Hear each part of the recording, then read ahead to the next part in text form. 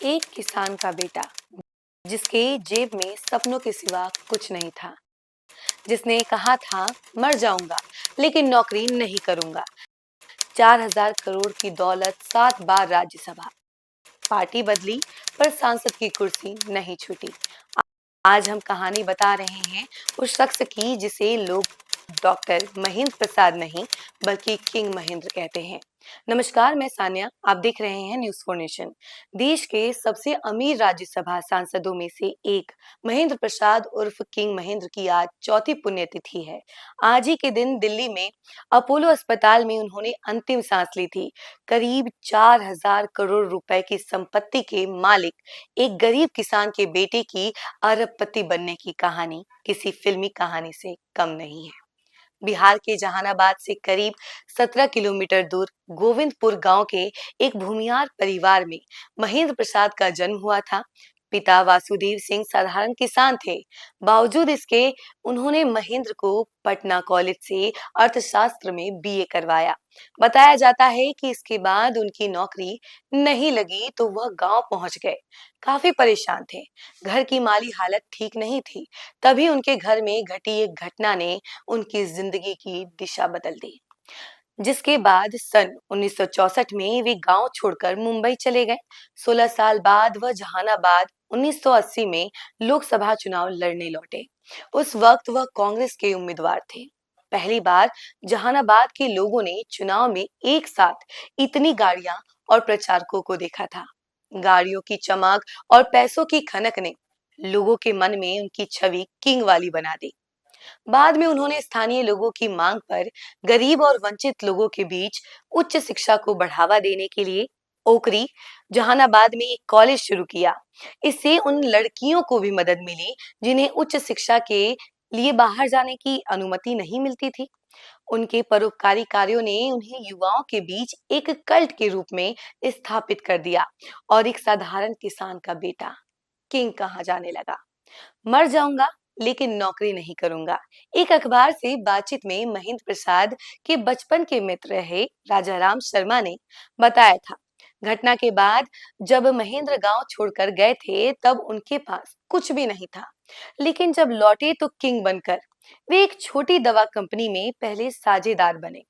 फिर बाद में 1971 में 31 साल की उम्र में ही उन्होंने खुद की कंपनी खोल ली थी। उनके मित्र ने किंग की जिद का किस्सा बताते हुए कहा कि ग्रेजुएशन के बाद में ओकरी हाई स्कूल में टीचर बन गया था और अपने मित्र महेंद्र प्रसाद को बेरोजगार देखकर कहा कि आप भी शिक्षक बन जाइए। महेंद्र ने उस प्रस्ताव को यह कहते हुए ठुकरा दिया कि मर जाना पसंद करूंगा पर नौकरी नहीं करूंगा। आपको बता दें कि किंग या एरिस्टो फार्मा के मालिक किंग महेंद्र कहले 1984 में हुए लोकसभा का चुनाव हार गए थे, लेकिन राजीव गांधी के करीबी होने के नाते वह कांग्रेस के टिकट पर राज्यसभा पहुंच गए। उसके बाद वो लगातार राज्यसभा के सदस्य रहे। यह उनका 7वां टर्म था। भले ही उनकी पार्टियों की सदस्यता बदलती रही हो, लेकिन वे हर बार राज्यसभा पहुंचने में सफल रहे। उन्हें कभी लालू प्रसाद ने तो कभी नीतीश कुमार ने राज्यसभा में भेजा। बताया जाता है कि साल 2005 में नीतीश कुमार के कहने पर उन्होंने जदयू ज्वाइन की थी। बाद में जदयू के एक वरिष्ठ नेता ने कहा था कि महेंद्र ने कभी भी किसी पद के लिए अपनी इच्छा जाहिर नहीं की। उन्हें बतौर राज्यसभा सांसद मिलने वाली पावर और सुविधाओं से ही खुशी मिलती थी। उन्हें पता है कि कैसे बिजनेस और पॉलिटिक्स के बीच की दूरी मेंटेन करनी है। 1985 में जब पंजाब में आतंकवाद अपने चरम पर था, तो उस वक्त कांग्रेस ने महेंद्र प्रसाद को अमृतसर की लोकसभा सीट के लिए एक ऑब्जर्वर के तौर पर भेजा था। बाटला में पार्टी कार्यकर्ताओं की एक सभा थी और उनकी कार में धमाका हो गया, लेकिन वह बाल बाल बच गए थे। आपको बता दें कि महेंद्र प्रसाद कई फार्मा कंपनियों का संचालन करते थे। उनकी मुख्य फर्म अरिस्टो फार्मास्यूटिकल्स का कॉरपोरेट मुख्यालय मुंबई में है। इसके अलावा वियतनाम, श्रीलंका, म्यांमार और बांग्लादेश में शाखा तो है ही, यूरेशिया और अफ्रीका के अन्य देशों में भी कंपनी के दफ्तर हैं। उनकी अन्य कंपनियों में माप्रा लेबोरेटरीज और इंडेमी हेल्थ स्पेशलिटीज शामिल हैं और दोनों के मुख्यालय मुंबई में हैं। इसके अलावा हैदराबाद में, दमन और सिक्किम तक भारत भर में उनकी कई फैक्ट्रियां चल रही हैं। वह मुंबई, दिल्ली, भारत और विदेश के बीच अपना समय बराबर बांटते थे। उनके बारे में बताया जाता है कि अप्रैल 2002 और अप्रैल 2003 के बीच प्रसाद ने 84 देशों की यात्रा की। वह काफी घुमक्कड़ प्रवृत्ति के थे। इसकी चर्चा कई बार मुख्यमंत्री नीतीश कुमार भी अपने करीबियों से बातचीत के दौरान कर चुके हैं। अगस्त 2002 में उन्हें एक यात्री पनडुब्बी कंपनी अटलांटिस सबमरीन द्वारा सम्मानित किया गया था, जब उन्होंने वेस्ट इंडीज के कैरेबियन सागर में 173 फीट का गोता लगाया था। तो ये थी कहानी किंग महेंद्र की और आज उनकी पुण्यतिथि है। और आज उनके छोटे भाई भोला बाबू अपने बड़े भाई को याद करते हुए कह रहे हैं कि आज हमारे बड़े भाई साहब डॉक्टर महेंद्र प्रसाद जी, किंग महेंद्र, पूर्व सांसद की चतुर्थ पुण्यतिथि है। उन्होंने आगे कहा कि आज आंखें नम है, दिल भारी है। भैया सिर्फ एक नाम ही नहीं थे, वो एक एहसास भी थे। साया की तरह परिवार के हर सदस्य की सेहत पर हमेशा मजबूती से खड़े रहते थे। ऐसे लोग कभी जाते नहीं हैं, उनकी मौजूदगी हर समय महसूस होती है। वे व्यवहार के इतने धनी थे जो बिना कुछ कहे ही सब समझ लेते थे। उनके शक्ति के पीछे भी अपनापन छुपा रहता था। परिवार के लिए वो सिर्फ मार्गदर्शक ही नहीं थे, बल्कि हौसला, भरोसा और हम लोगों के लिए आत्मबल थे।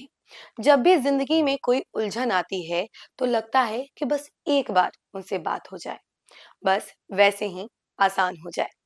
आज उनकी पुण्यतिथि पर दिल कहता है कि काश वो हमारे बीच होते, हमारी छोटी छोटी खुशियों में साथ होते, वैसे ही मुस्कुराते, डांटते, समझाते, प्यार से गले लगाते और सब संभाल लेते। उनकी सीख, उनके दिए हुए संस्कार आज भी हमारे फैसलों में शामिल होते हैं। उन्होंने रिश्तों की अहमियत सिखाई है, जिम्मेदारी निभाना सिखाया है और यह भी सिखाया कि परिवार बड़ा होता है, इससे बड़ा कुछ भी नहीं होता है। उनके जाने के बाद जो खालीपन है वो शब्दों में बयान नहीं किया जा सकता है, लेकिन उनकी यादों ने उस खालीपन को कभी महसूस नहीं होने दिया। आप जहां भी हो, हमें वैसे ही देख रहे हैं जैसे आप हमें आशीर्वाद दिया करते थे। हमारी सदा कोशिश रहेगी कि आपकी यादें हमेशा रहें और आपकी दी हुई सीख और आपकी बातें जो बताई हुई हैं वो सब हम हमेशा मानते रहें और आपने जो सीख दी है उसी पर हम चलते रहें। आज पूरे परिवार की तरफ से हमारी दुआ है कि आपकी आत्मा को चिर शांति मिले। आप हमारे दिल में हमेशा थे, हैं और रहेंगे। न्यूज़ फॉर नेशन की तरफ से भी हम महेंद्र बाबू को अपनी भावभीनी श्रद्धांजलि अर्पित करते हैं। नमस्कार।